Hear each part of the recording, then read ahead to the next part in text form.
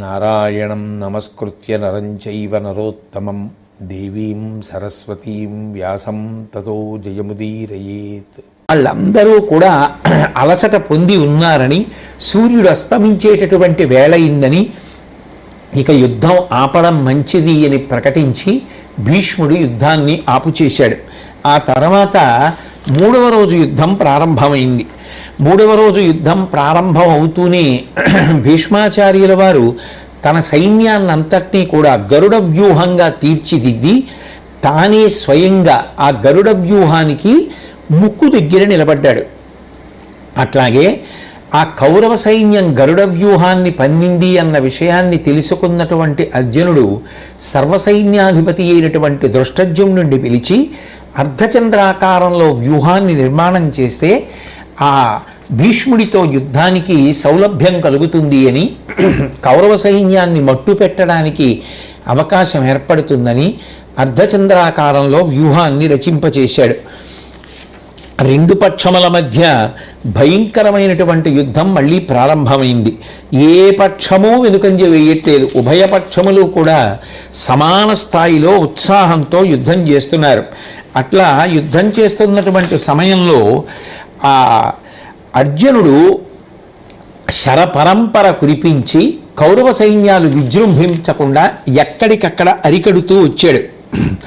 ఆ సమయంలో దుర్యోధనుడు భీముడు యుద్ధభూమిలో కలుసుకున్నారు.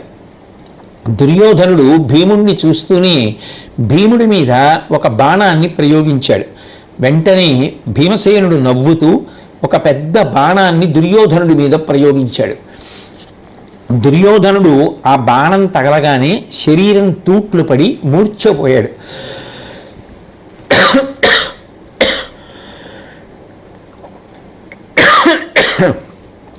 అలా మూర్ఛపోయిన తరువాత దుర్యోధనుణ్ణి రక్షించుకోవాలి అనేటటువంటి సంకల్పంతో ఆ సారథి రథాన్ని యుద్ధభూమిలోంచి మరల్చి వెనక్కి తీసుకుని వెళ్ళిపోయాడు. క్షేమంగా దుర్యోధనుణ్ణి వేరొక ప్రదేశానికి చేర్చాడు.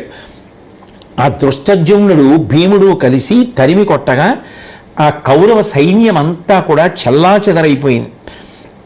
ఆ సాత్యకి అభిమన్యుడు కలిసి వెంటాడుతుంటే శకుని సైన్యం అంతా కూడా ధైర్యాన్ని కోల్పోయి పారిపోవడం మొదలుపెట్టింది. కొంతసేపు అయిన తరువాత ఆ రథంలో సారథి దుర్యోధనుడు మూర్ఛపోయి ఉండగా తీసుకుని వెళ్ళిపోయాడు కదూ.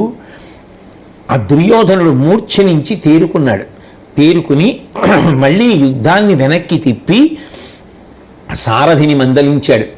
అంత గొప్ప యుద్ధం జరుగుతుంటే అసలు ఎవరు నిన్ను యుద్ధంలో అవతల వైపు నుంచి యువతల వైపుకి తీసుకురమ్మన్నారు? రథాన్ని అలా వెనక్కి తీసుకురావడం అనేటటువంటిది నాకు అవమానం కదా అని మందలించి రథాన్ని తీసుకొని మళ్ళీ యుద్ధభూమికి వచ్చాడు. వచ్చి గొప్ప సింహనాదం ఒకటి చేసి బలపరాక్రమాలు పుంజుకొని మళ్ళీ యుద్ధాన్ని ప్రారంభం చేశాడు. ప్రారంభం చేస్తూ భీష్మాచార్యుల వారి దగ్గరికి వెళ్ళి ఓ మాట అన్నాడు.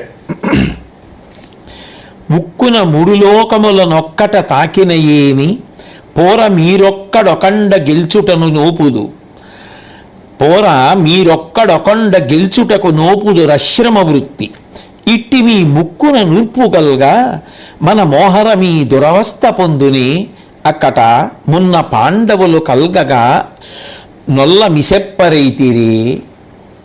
ఆ భీష్మాచార్యుల వారిని విమర్శ చేస్తూ ఆయన యుద్ధం చేయకపోవడం వల్లే తాను మూర్ఛపోయానని, తన రథాన్ని యుద్ధభూమి నుండి మరల్చవలసి వచ్చిందని, పాండవ సైన్యాలు విజృంభించగలుగుతున్నాయని, భీష్ముడు తలుచుకుంటే తన శక్తిని అంతటినీ కూడా నిజానికి ప్రదర్శిస్తే పాండవ పక్షం అంత గొప్ప యుద్ధం చెయ్యలేదని మనసులో స్థిరమైనటువంటి నిర్ణయం పొందినటువంటి వాడై భీష్ముడితో అక్కసుతో మాట్లాడడం ప్రారంభం చేశాడు. అంత పెద్ద ఆయన, అంత గౌరవనీయుడు, ఆ వయసులో అంత గొప్ప యుద్ధం చేస్తున్నాడు అని ఆలోచించకుండా ఆయన్ని విమర్శిస్తూ ఉక్కున 3 లోకములనొక్కట తాకిన ఏమి పోర మీరొక్కడొకండ గెల్చుటకు నోపుదు రశ్రమ వృత్తి. 3 లోకములు కట్టకట్టుకుని యుద్ధానికి వచ్చినా కూడా శ్రమ లేకుండా 3 లోకములను మీరొక్కరే గెలవగలరు. అంతటి సమర్థత కలిగిన వారు తాతగారు భీష్మాచార్య మీరు.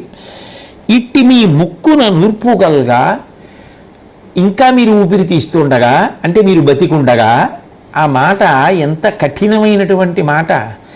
అది ఒక తాతగారిని ఉద్దేశించి ఆ వంశాన్ని నిలబెట్టడానికి అన్ని త్యాగాలు చేసినటువంటి ఒక మహాపురుషుణ్ణి ఉద్దేశించి దేవదానవులు కూడా ఎవరి యుద్ధాన్ని చూసి ప్రశంసించారో, మొదటి రోజు ఆయన యుద్ధం చూసి ధర్మరాజే హడలిపోయాడో అటువంటి పెద్దాయన్ని పట్టుకుని అటువంటి మాటలు ప్రయోగించడం అనేటటువంటిది దుర్యోధనుడి యొక్క గర్వానికి అహంకారానికి ప్రతీకలు.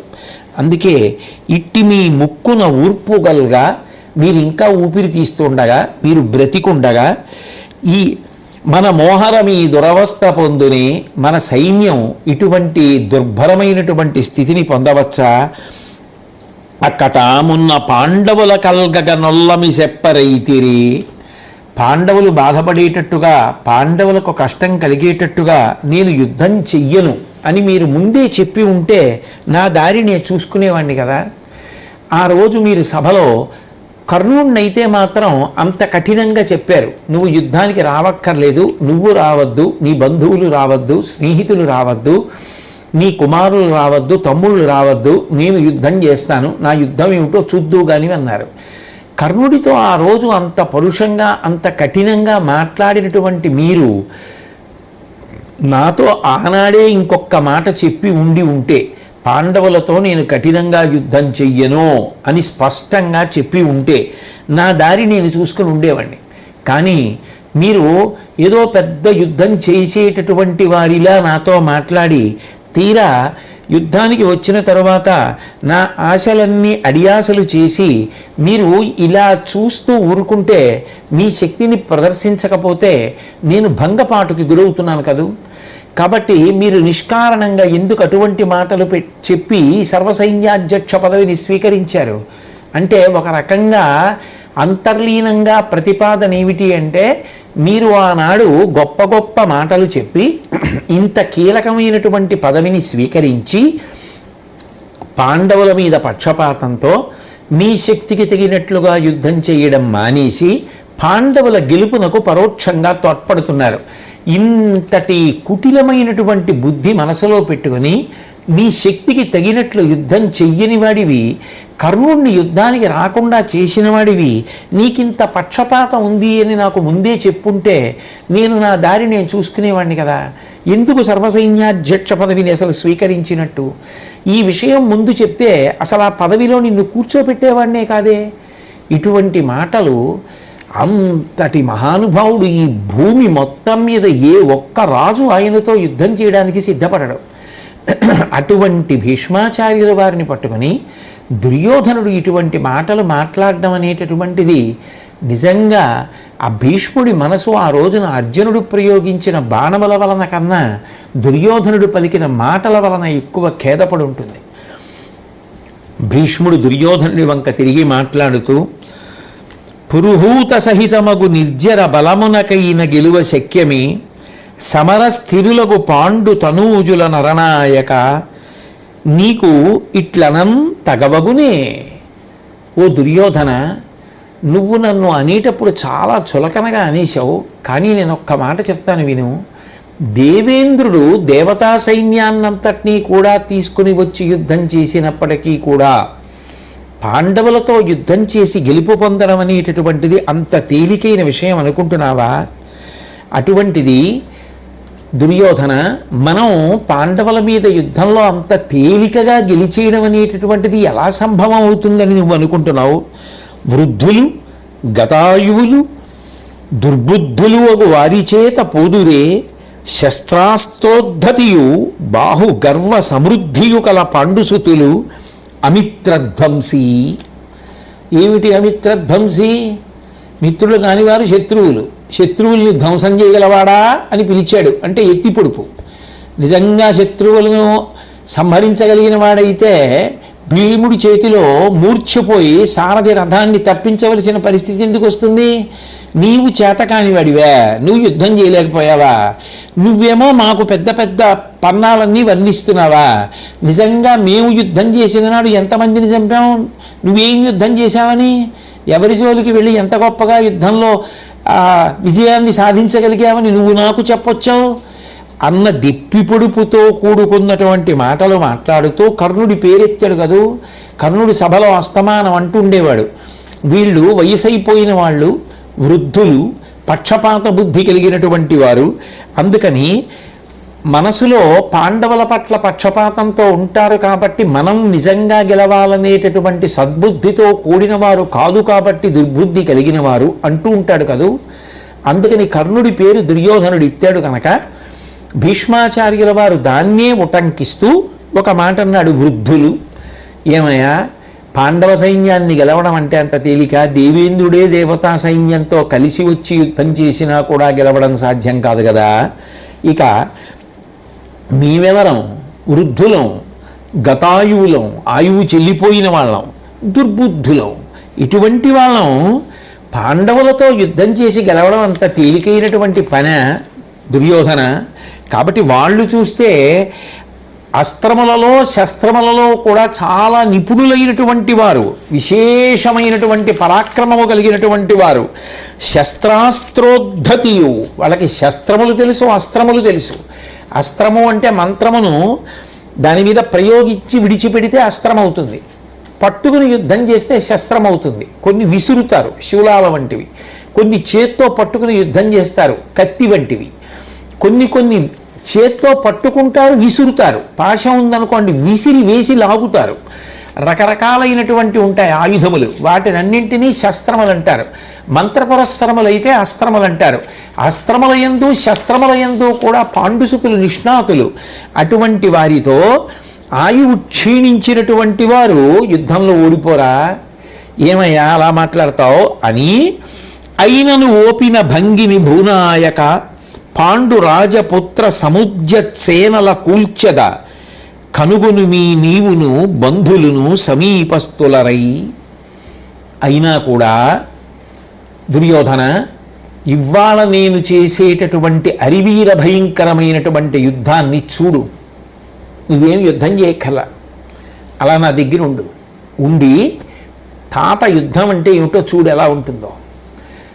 నువ్వే కాదు, నీ సమీపస్థులైన బంధువులందరినీ కూడా పిలు, వాళ్ళందరికీ కూడా చూపించు. మీరేమిటి ఇలా చూస్తున్నారు, మీరు యుద్ధం చేయట్లేదు, మీ మాటలు నమ్మి మిమ్మల్ని సర్వసైన్యాధ్యక్ష పదవిలో పెట్టాను, మీరు కర్ణుడు రాకుండా చేశారు అంటున్నావు కదూ. ఇవాళ తాత యుద్ధం ఏమిటో చూడు, నువ్వు చెయ్యక్కర్లా. నువ్వే కాదు, నీ బంధువులందరినీ కూడా పిలువు, వాళ్ళెవరు కూడా చెయ్యక్కర్లా యుద్ధం. అలా చూడమనం, తాత యుద్ధం అంటే ఏమిటో తెలుస్తుంది అని ఆయన ప్రచండమైనటువంటి యుద్ధానికి సన్నద్ధమయ్యాడు. ఎప్పుడైతే భీష్ముడు ఇటువంటి ప్రతిజ్ఞాపురస్సరమైనటువంటి పలుకులు పలికాడో కౌరవులు ఉత్సాహాన్ని పొందారు, శంఖాలు పూరించారు. కౌరవులందరిలోనూ కూడా గొప్ప సంతోషం కలిగింది. యుద్ధ సంబంధమైనటువంటి వాద్యములనన్నింటినీ మ్రోగించారు. అంతే, ఇక భీష్ముడు విజృంభిస్తే మధ్యందినటువంటి మార్తాండ బింబం అయిపోయి ఎక్కడ చూసినా తలలు తెగిపోతూ పడిపోతున్నటువంటివే. అసలు అలా చూస్తుంటే ఏదో అకస్మాత్తుగా పెద్ద గాలి వేసి ఎండుటాకులన్నీ చెట్ల నుంచి రాలిపోతే ఎలా ఉంటుందో, పువ్వులన్నీ తొడిమెల నుంచి ఊడిపోయి కింద పడిపోతుంటే ఎలా ఉంటుందో, అలా యుద్ధంలో శత్రు సైన్యం యొక్క తలలన్నీ తెగిపోతున్నాయి, పతాకములు ఊడిపోతున్నాయి, రథములన్నీ విరిగిపోతున్నాయి, గుర్రాలు చచ్చిపోతున్నాయి, ఏనుగులు చచ్చిపోతున్నాయి, పారిపోయేవాళ్ళు పారిపోతున్నారు, ప్రాణాలు దక్కించుకోవాలనుకునే వాళ్ళు దక్కించుకోవడానికి ప్రయత్నిస్తున్నారు. అసలు పాండవ సైన్యం ఎక్కడా స్థిమితంగా లేదు. ప్రాణం దక్కితే చాలన్నట్టుగా వెన్నిచ్చి ఎవరి మానాన వాళ్లే పారిపోతున్నారు. నిత్తురు కాలవలు కట్టి ప్రవహిస్తోంది యుద్ధభూమిలో. ఆయన దుర్నిరీక్షుడు. అసలు ఆ భీష్ముడి వంక చూడడం సాధ్యం కాదు. ఏదో రామాయణంలో రామచంద్రమూర్తి యొక్క యుద్ధం ఎలా ఉంటుందో అటువంటి యుద్ధమా అన్నట్టుగా భీష్ముడు ఆ రోజు చేసినటువంటి యుద్ధం అంత భయంకరమైనటువంటి యుద్ధం. ఎక్కడ చూసినా తెగిపోయినటువంటి చేతులు, తెగిపోయినటువంటి కాళ్ళు, శరీరాలు, పాదాలు, బాణాలు, కత్తులు, గదలు, శూలాలు, కిరీటాలు, చేతి కడియాలు, భుజకీర్తులు, గుర్రాలు, ఏనుగులు, పతాకాలు, రథాలు, ఒక్క వ్యక్తి విజృంభించి చేసినటువంటి యుద్ధానికి అంత భయంకరమైనటువంటి రీతిలో శత్రు సంహారం చేశాడు. పాండవులందరూ కూడా ఆశ్చర్యపోయి ఆ భీష్ముడి యొక్క ఆ విజృంభణాన్ని అరికట్టలేక ఏమీ చెయ్యలేక నిలబడిపోయారు. పాండవ సైన్యమంతా కూడా వెనుతిరిగి పారిపోతోంది. అటువంటి సమయంలో ఆ భీష్ముడు యుద్ధరంగంలో ఎక్కడ చూసినా తానే కనపడుతున్నాడు. అంటే అసలు ఆ రథం అంత వేగంగా తిరుగుతోంది. ఇక్కడున్నాడు అక్కడున్నాడు అని లేదు. ఆ విజృంభణానికి ఇక అసలు పాండవ సైన్యం నిలబడలేకపోయింది. ఏదో కొరివిని చేత్తో పట్టుకుని గిరగిర తిప్పుతుంటే అగ్ని వలయం ఎలా ఏర్పడుతుందో మధ్యలో ఎక్కడా వ్యవధానం లేకుండా ఒక అగ్ని చక్రం తిరిగినట్టు ఎలా కనపడుతుందో భీష్ముడు యుద్ధభూమిలో అలా తిరుగుతున్నాడు. అది ఏదైనా ఇంద్రజాలం చేస్తున్నాడా అనిపించేటట్టుగా రథాన్ని అంత గొప్పగా తొలించాడు. అంత గొప్పగా బాణములు ప్రయోగిస్తుంటే అసలు అలసట లేని ఆయన చేతి శక్తికి ఆశ్చర్యపోయి ఎవరూ ఆయన ధాటికి నిలబడలేకపోయారు. అసలు ఆ దృఢత్వం కానీ, ఆ ధనస్సు పట్టుకోవడం కానీ, ఆ బాణములను తూణీరములలోంచి తీయడం కానీ, ఆ సంధించడం కానీ, లక్ష్యమును చూసి గురిపెట్టడం కానీ, విడిచిపెట్టడం కానీ, ఒక్క బాణం లక్ష్యాన్ని తప్పడం కానీ లేకుండా అసలు ఆయన చేసినటువంటి యుద్ధాన్ని చూసి చారణులు అని భూమికి శుభవార్తలు చెప్పేటటువంటి వారు, ఆ చారణులు, దేవతలు, ఋషులు అందరూ ఆకాశంలో నిలబడి మూడవ నాడు భీష్ముడు చేస్తున్నటువంటి యుద్ధానికి ఆశ్చర్యపోయి భీష్ముడిని ప్రశంసిస్తూ నిలబడిపోయారు. భీష్ముడు ఇంచుమించు పాండవ సైన్యంలో ఉన్నటువంటి చతురంగ బలాలన్నింటినీ కూడా నేలమట్టం చేసేశాడు. ఒక అడవిని కార్చిచ్చు కాల్చేస్తే ఎలా ఉంటుందో అంత భయంకరమైనటువంటి యుద్ధంతో అందరినీ పడగొట్టేశాడు. దుర్యోధనుడు పరమ సంతోషంతో చూస్తున్నాడు. సంజయుడు చెప్తుంటే ధృతరాష్ట్రుడు పరమానందంతో వింటున్నాడు. అటువంటి సమయంలో కృష్ణ పరమాత్మ ఒకసారి యుద్ధరంగం వంకంతా చూశారు. అర్జునుడితో మాట్లాడుతూ, కృప గురు భీష్మ యుక్తముగ గెల్తు సుయోధను సేన అంచు నీవపరమితోగ్రశక్తి మెరయందరి గోరుచునుండు దిప్పుడున్ కుపిత యుగాంత రుద్రుగతి గోలుమసంగినవాడు భీష్ముడు ఏచి పటు భుజాబలంబు విలసిల్లగా మార్కొన కుంకి యొప్పుని. నువ్వు తరచుగా అర్జున అంటుంటావు, యుద్ధంలో కృపాచార్యుల వారు, ద్రోణాచార్యుల వారు, భీష్మాచార్యుల వారు ముగ్గురు ఉండి విజృంభిస్తూ ఉంటే వాళ్ళని నియంత్రించి నేను యుద్ధం చెయ్యాలి, వాళ్ళతో సమానంగా నిలబడాలి, వాళ్ళని అరికట్టిన నాడు, వాళ్ళని గెలిచిన నాడు కదా నేను ఇన్ని అస్త్రములు సంపాదించిన దానికి సంతోషం అంటూ ఉంటావు. ఇవాళ నీకు అటువంటి అవకాశం వచ్చింది. అదిగో భీష్ముడు ప్రళయకాలంలో రుద్రుడు ఎలా విజృంభించి తాండవం చేసి లోకములను లయం చేస్తాడో అంత భయంకరమైనటువంటి యుద్ధం చేస్తున్నాడు. కాబట్టి ఇప్పుడు నీకు తగినటువంటి అవకాశం వచ్చింది కాబట్టి నీ భుజా దర్పాన్ని ప్రకటించి భీష్ముణ్ణి నిగ్రహించమన్నాడు. అంటే అర్జునుడు అన్నాడు, అనిన విని అర్జునుడు నుండి ఇట్లను, నీవింతగనేలా నీవింతనగనేలా అతని మీదన్ మన రథము బరపు ఇప్పుడా సునిశిత బాణముల అతని సొంపడగింతున్. ఓ శ్రీకృష్ణ, నువ్వు ఇంత చెప్పవలసినటువంటి అవసరం ఏముంది? నీవింతనగనేలా ఇన్ని మాటలు మాట్లాడాలా? ఇంత చెప్పాలా కృష్ణ? అక్కర్లేదు. అతని మీదన్ మన రథము బరపు, వెంటనే భీష్మాచార్యుల వారి మీదకి మన రథాన్ని తోలు. నేను భీష్ముడి యొక్క బాణములనన్నింటినీ కూడా నా బాణముల చేత నిగ్రహించి భీష్ముడి యొక్క విజృంభణాన్ని అరికడతానన్నాడు.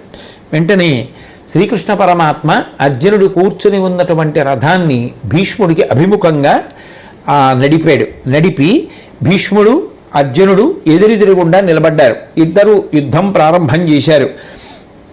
ఆ కృష్ణుడు అర్జునుడు ఇద్దరూ కూడా రథంలో కూర్చుని ఉండగా భీష్మాచార్యుల వారు యుద్ధం చేస్తూ చాలా గొప్ప విజృంభణంలో ఉన్నాడు కాబట్టి ఇటు అర్జునుణ్ణి అటు కృష్ణుణ్ణి కూడా బాణ పరంపరల చేత నొప్పించాడు.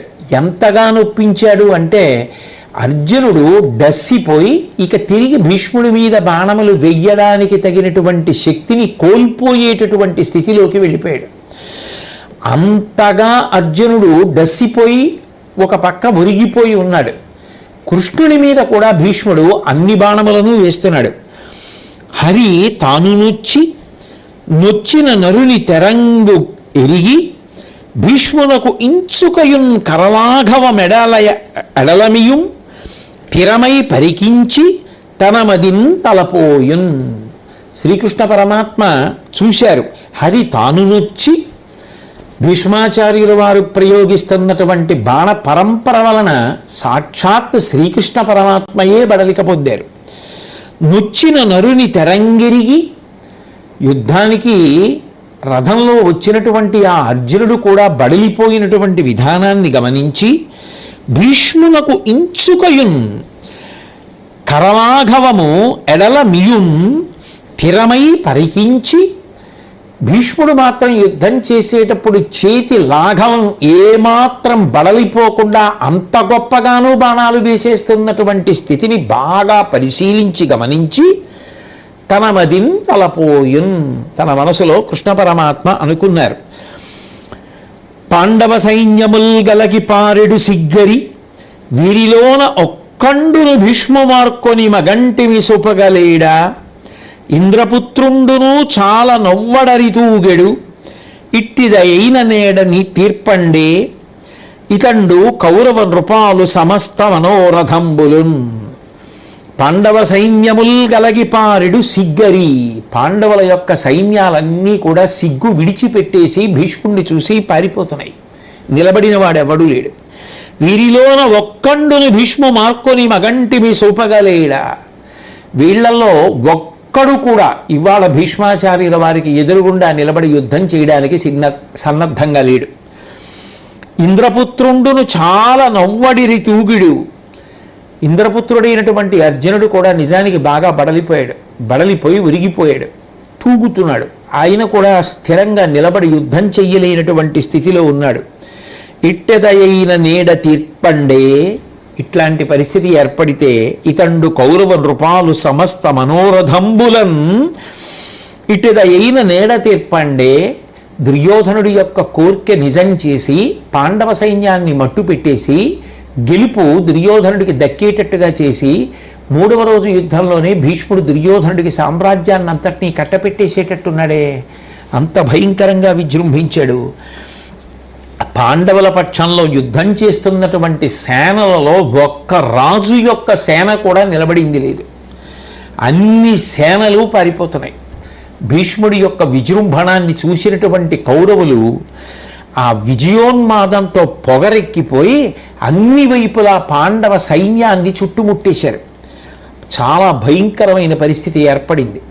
ఇక ఉపేక్షిస్తే లాభం లేదు.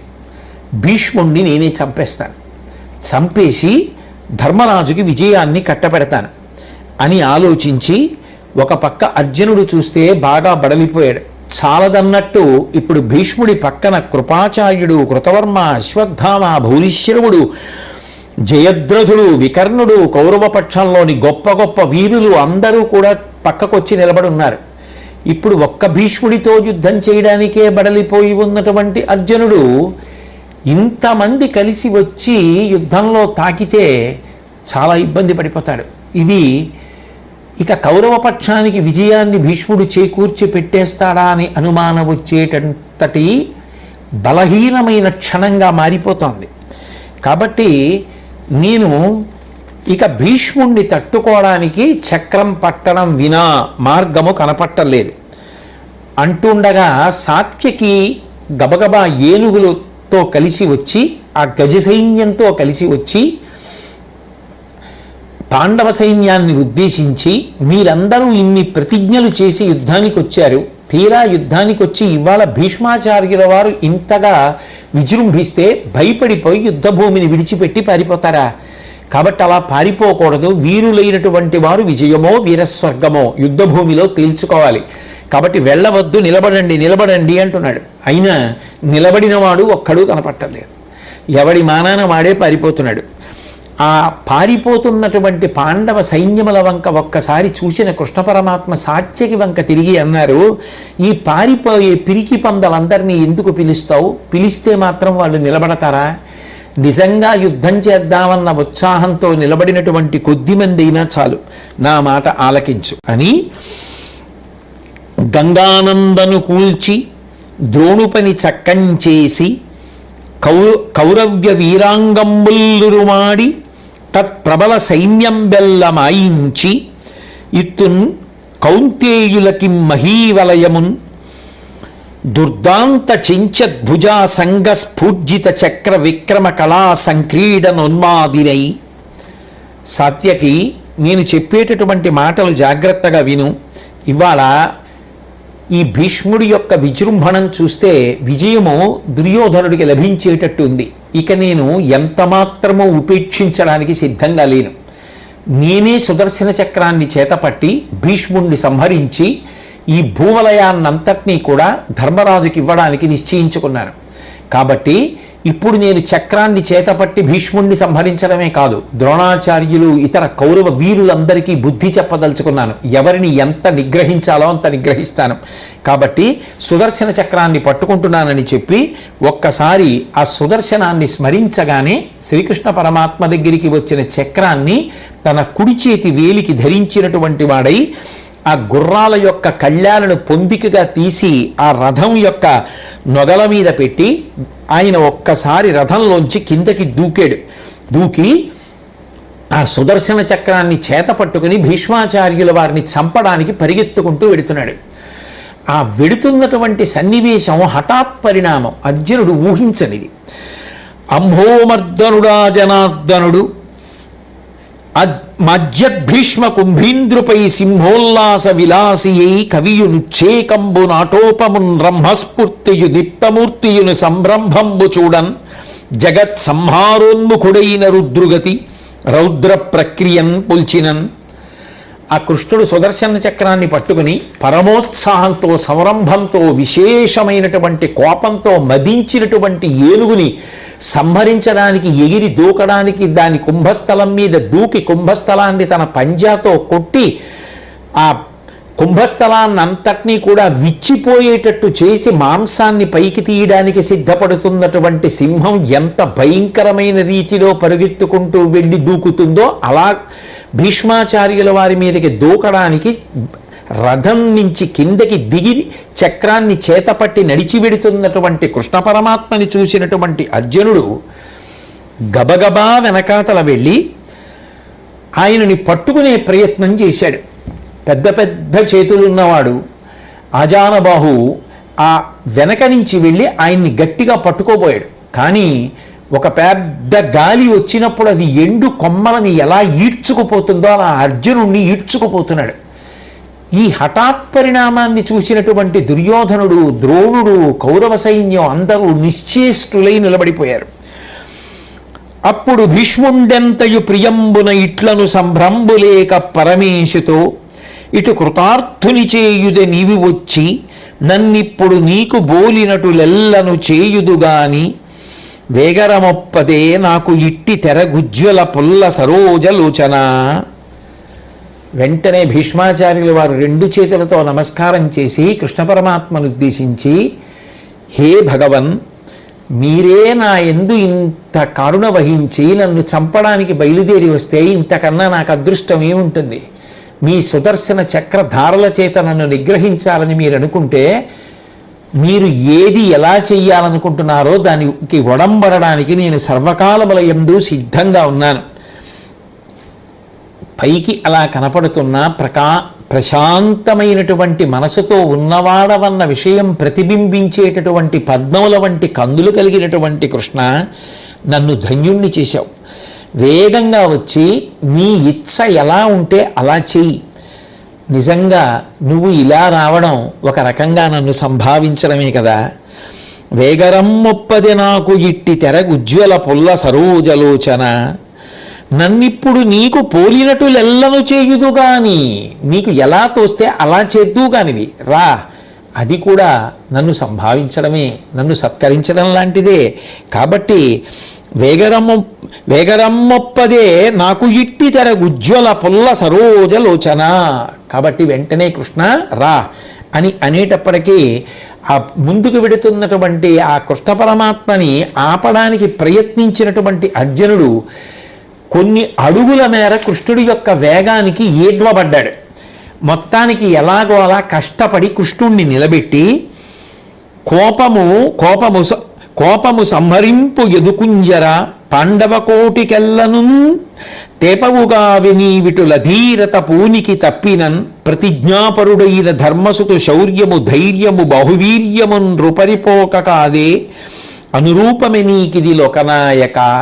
కృష్ణుణ్ణి బ్రతిమాలుతూ అంటాడు, ఓ శ్రీకృష్ణ పరమాత్మ, నువ్వు కోపాన్ని వెంటనే ఉపసంహారం చెయ్యి, దాన్ని నిగ్రహించుకో. కోపం ఉపసంహరింపుకు ఎదుకుంజరా, ఓ సింహము వంటి వాడా, నీ యొక్క కోపాన్ని నువ్వే నిగ్రహించుకో. పాండవ కోటికెల్లనుందేపవు కావె నీ విటుల ధీరత భూనికి తప్పినన్. పాండవ సైన్యమంతా ఈ యుద్ధమనేటటువంటి మహాసాగరాన్ని దాటడానికి నువ్వు తెప్పలాంటి వాడివి కదా. నువ్వే ప్రతిజ్ఞాపరుడైన ధర్మశతు శౌర్యము ధైర్యము బాహువీర్యము నృపరిపోక కాదే అనురూపమే నీకిది లోకనాయక. ధర్మరాజు గారి యొక్క కీర్తి మాసిపోదా?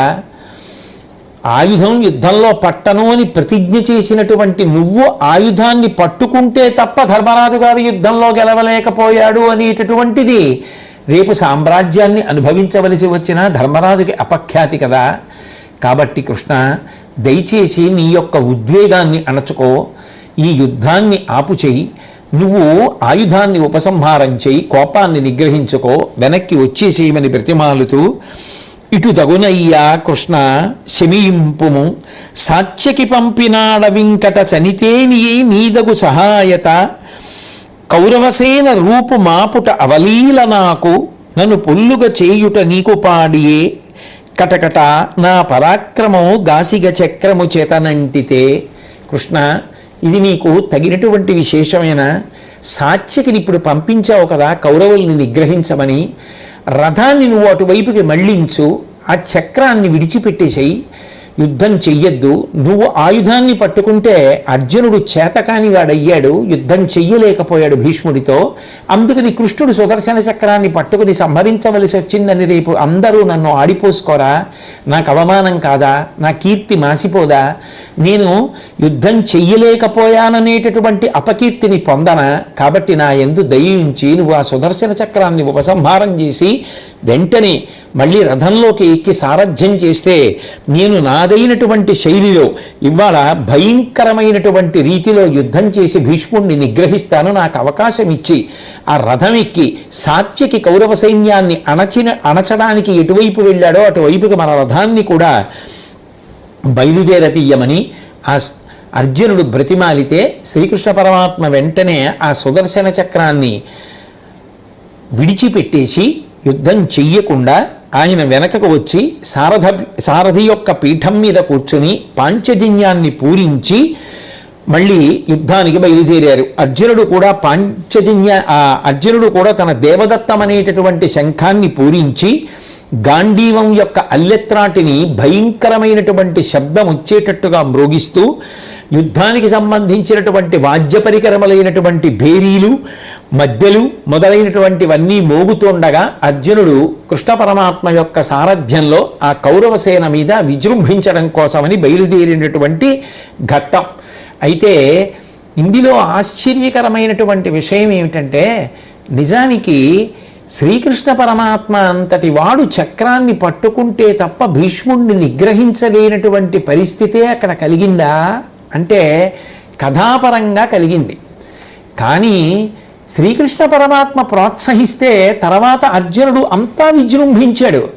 ఆ తర్వాత అర్జునుడి విజృంభణం చేత కౌరవ సైన్యం అంతా అణిగిపోయింది. అది కృష్ణుడు ముందే చెయ్యొచ్చు కదా, మరి ఎందుకు సుదర్శన చక్రాన్ని పట్టుకున్నట్టు అంటే మహాభారతాన్ని చదివిన వారు కాదు, మహాభారతాన్ని అనుభవించిన విజ్ఞులైన పెద్దలు ఎందరో ఉన్నారు. వారు శ్రీకృష్ణ పరమాత్మ యొక్క పరిపూర్ణమైనటువంటి అనుగ్రహాన్ని పొంది మహాభారతాన్ని చదివి వ్యాఖ్యానం చేసినప్పుడు సాక్షాత్ శ్రీకృష్ణ పరమాత్మ వారి యందు ప్రవేశించి అద్భుతమైనటువంటి వాక్కులు వారి చేత చెప్పించాడు. పోతన గారైతే ఈ సందర్భాన్ని ప్రస్తావించినప్పుడు ఎంత గొప్పగా వర్ణించారో, తిక్కన గారు ఎంత గొప్పగా వర్ణించారో పోతన గారు అంత గొప్పగా అనుభవించి వర్ణించారు. పోతన గారి శైలి పోతన గారిది, తిక్కన గారి శైలి తిక్కన గారిది. రెండూ పరమమధురములే. ఒకే లడ్డు ఏదో తొక్కుడు లడ్డుగా ఉంటుంది, బూందీ లడ్డుగా ఉంటుంది. రెండు రుచులులా అనిపించినా రెండూ ఆదరణీయములే, రెండూ ఆహ్లాదమునిస్తాయి, రెండూ సంతోషాన్ని ఇస్తాయి. అలాగే తిక్కన గారి రచన తిక్కన గారిది, పోతన గారి రచన పోతన గారిది. పోతన గారు అంటారు, కుప్పించి ఎగసిన కుండలంబుల కాంతి లోకభాగం బెల్ల కప్పికొనగా ఉరికిన నోర్వక నుదరంబులో నున్న జగముల వ్రేగున జగతి కదుల చక్రంబు చేబట్టి చనుదించురయమున పైనున్న పచ్చని పటముజార నమ్మితి నాలావునగుబాటు చేయకుమన్నింపుమని క్రీడి మరల దిగువ కరికి లంఘించు సింహంబు కరణి మెరసి నేడు భీష్ముని చంపుదు నిన్ను కాతు విడువు మర్జున యటంచు మద్వి శిఖవృష్టి తెరలి చనుదించు దేవుండు దిక్కు నాకు అంటారు. కుప్పించి ఎగసిన కుండలంబుల కాంతి గగన భాగం బెల్ల కప్పికొనగా ఆ కృష్ణ పరమాత్మ సుదర్శన చక్రాన్ని చేత్తో పట్టుకుని ఆ రథంలోంచి ఒక్క దూకితే ఆ కృష్ణుడు పెట్టుకున్నటువంటి కర్ణ కుండలములు ఇలా ఊగితే వాటి కాంతి ఆకాశాన్నంతటినీ కప్పేసిందిటే. గగన భాగం బెల్ల కప్పికొనగా ఉరికిన నోర్వక ఉదరంబులోనున్న జగముల వ్రీగున జగతి కదుల ఆయన కడుపులో ఉన్నటువంటి సమస్త లోకాలు ఒక్కసారి ఊగిపోయేట. చక్రంబు చేబట్టి చనుదించు రయమున పైనున్న పచ్చని పటముజార ఆ శ్రీకృష్ణ పరమాత్మ పైన వేసుకున్నటువంటి పచ్చటి ఉత్తరీయమైన చక్రాన్ని పట్టుకుని గబ్బ గబ్బ గబ్బ గబ్బ భీష్ముడి వైపుకి వచ్చేస్తుంటే జారి కింద పడిపోయిందిట. నమ్మి తినాలావు నగుబాటు చేయకుమన్నింపుమని క్రీడి మరల దిగువ. బావా, నేను చేతకాని వాడిని అయితే నువ్వు చక్రం పట్టావని చెప్పి రేపు లోకం చెప్పుకుంటుంది. బావా వద్దు బావా, నా మాట విను బావా, చక్రాన్ని విడిచిపెట్టే బావా, వెనక్కి వచ్చే బావా, రథం ఎక్కు బావా, సారథ్యం చేయి బావా, నేను యుద్ధం చేస్తాను బావా, విజయం సాధిస్తాను బావా, భీష్ముడిని నిగ్రహిస్తాను బావా అని చెప్పి రెండు చేతులతో కృష్ణుడిని పట్టుకుని అర్జునుడు బతిమాలుతుంటే వినకుండా కోపంతో భీష్ముడి మీదకి వెళ్ళిపోతూ నేడు భీష్ముని చంపుదు నిన్ను కాతు విడువు అర్జున యటంచు మద్వి శిఖవృష్టి తెరలి చనుదించు దేవుండు దిక్కు నాకు.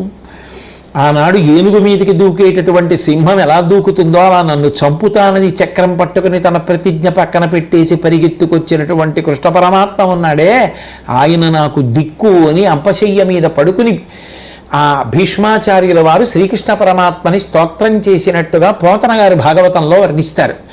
కాబట్టి ఇందులో తరచి చూస్తే మహాత్ములు అనుభవించినటువంటి కొన్ని అద్భుతమైనటువంటి విషయములు కనపడతాయి. భీష్ముడు మహానుభావుడు. వసువులలో ఒకరు శాపవశాత్తు భూమి మీదకు వచ్చారు. ఆయనకి తెలియనటువంటి శాస్త్రములు లేవు, ఆయనకి తెలియని విషయం లేదు.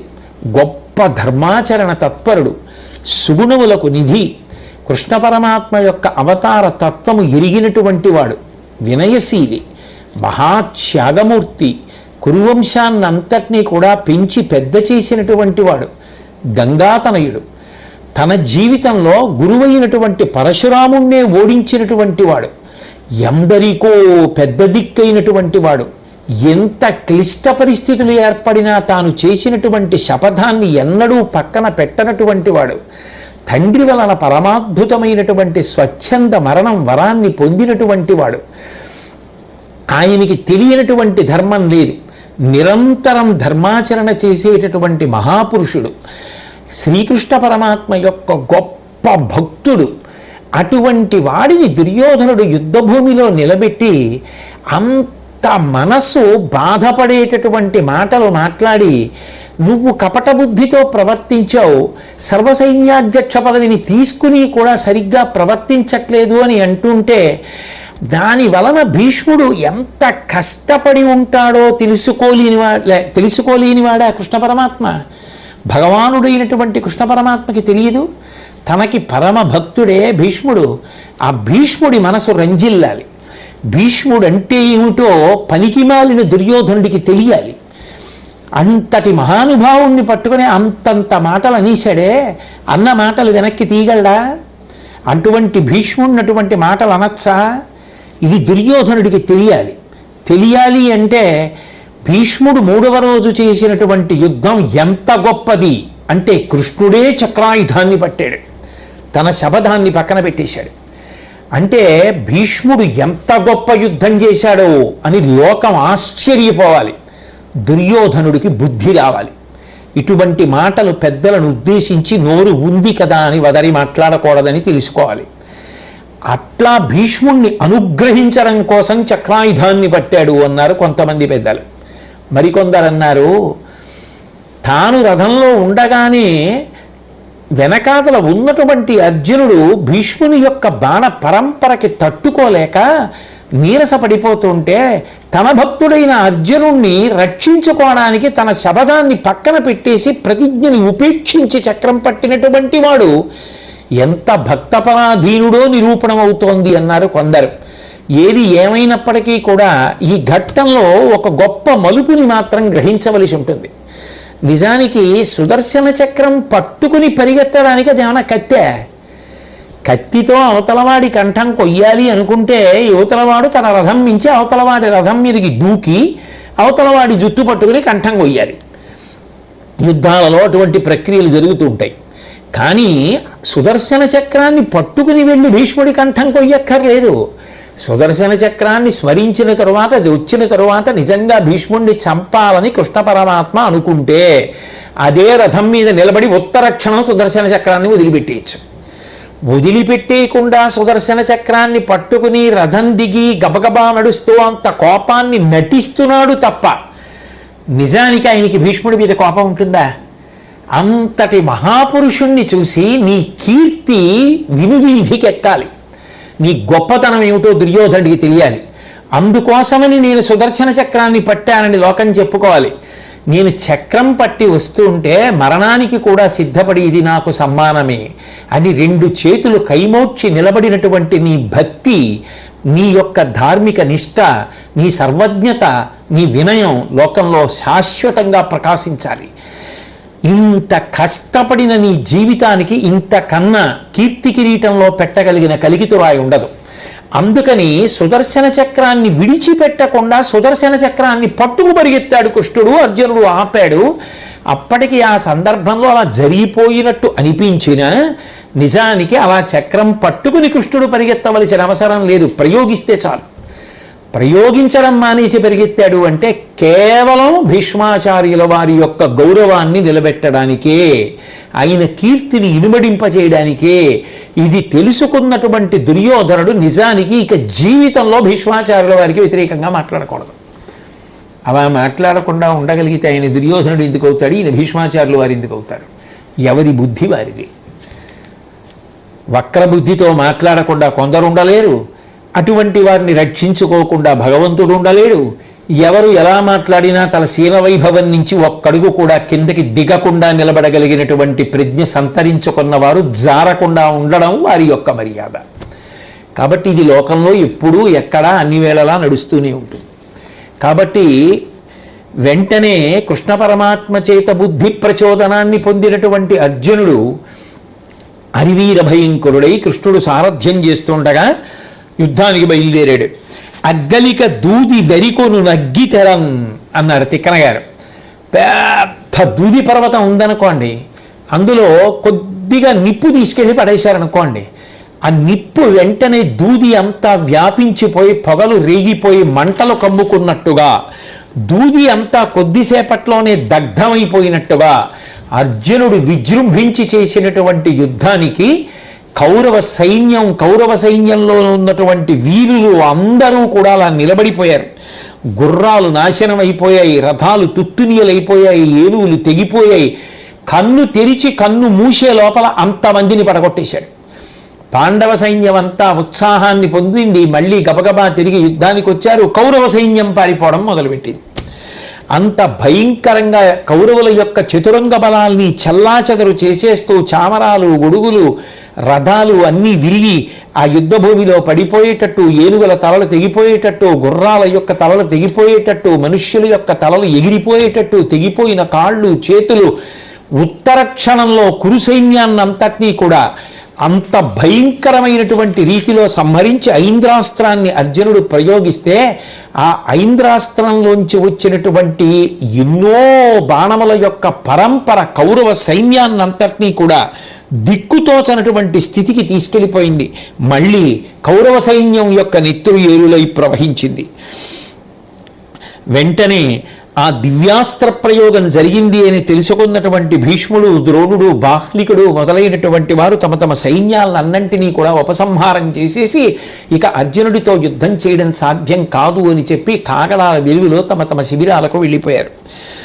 ఆ మూడవ నాడు జరిగినటువంటి యుద్ధ విశేషంలో అర్జునుడు ప్రయోగించినటువంటి ఐంద్రాస్త్రం, ఆయన విజృంభించినటువంటి తీరు, కౌరవ సైన్యాన్నంతటినీ ఆయన త్రుటిలో పడగొట్టినటువంటి విధానాన్ని ఆ రోజు రాత్రి కౌరవ సైన్యం అంతా చెప్పుకుంటుంటే దుర్యోధనుడు చాలా బాధపడుతూ పడుకున్నాడు.